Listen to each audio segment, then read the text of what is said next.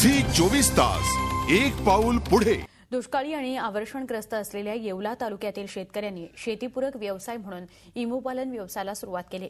मात्र buyback guarantee करणाऱ्या कंपनीने पळ काढल्याने शेतकरी मोठ्या संकटात सापडलाय।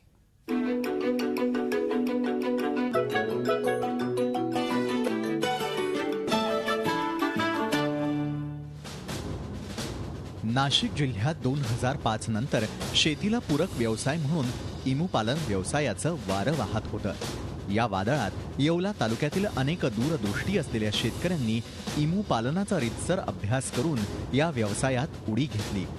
इथल्या 16 शेतकऱ्यांनी बँकेचं कर्ज काढून लाखो रुपयांची गुंतवणूक केली।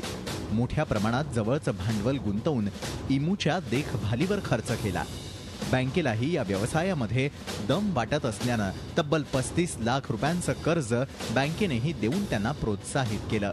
Indian emu life private limited या कंपनीनं बाय बॅक गॅरंटी घेत 18,000 रुपयांना इमूची जोडी शेतकऱ्यांना विकून मोठी स्वप्न दाखवली। 18 महिन्यांनंतर इमूच्या एका अंड्यासाठी 1500 रुपये दिले जातील। तसंच तेल आणि मांस खरेदीचाही करार शेतकऱ्यांबरोबर करण्यात आलेला होता। मात्र 2009 मध्ये स्थापन झालेल्या या कंपनीनं 2010 मध्येच पळ काढला आणि शेतकऱ्यांवरती मोठं संकट कोसळलं। इमूच्या अंड्यांना मार्केट नसल्यामुळं खूपच हा व्यवसाय अडचणीत आला आहे। शेतीला पूरक व्यवसाय म्हणून शासनाने आम्हाला एक बँकेने लोन दिलं आणि तो व्यवसाय आम्ही सुरू केलेला आहे। परंतु या इमूच्या अंड्याला 2-3 वर्षापासून कोणीच विचार नाही। त्यांचे पिलं आम्ही तयार केले, ते पिलं पण कोणी घेत नाही। त्यामुळे बँकेच्या नोटिसा आम्हाला सुरू झालेल्या आहेत, तगादे सुरू झालेले, त्याच्यामुळे शेतकरी बरेचसे अडचणीत आलेले।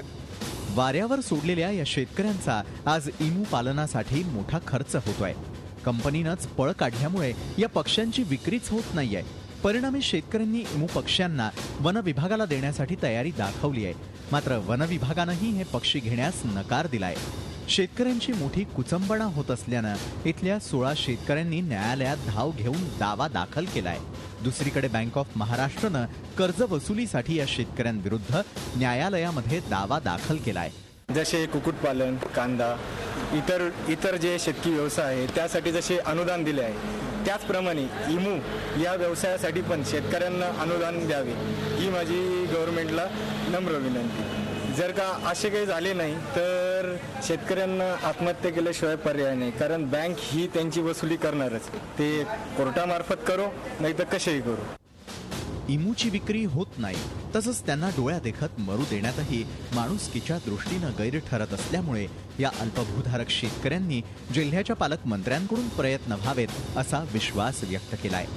झी 24 ताससाठी चेतन कोळस, नाशिक। झी 24 तास एक पाऊल पुढे।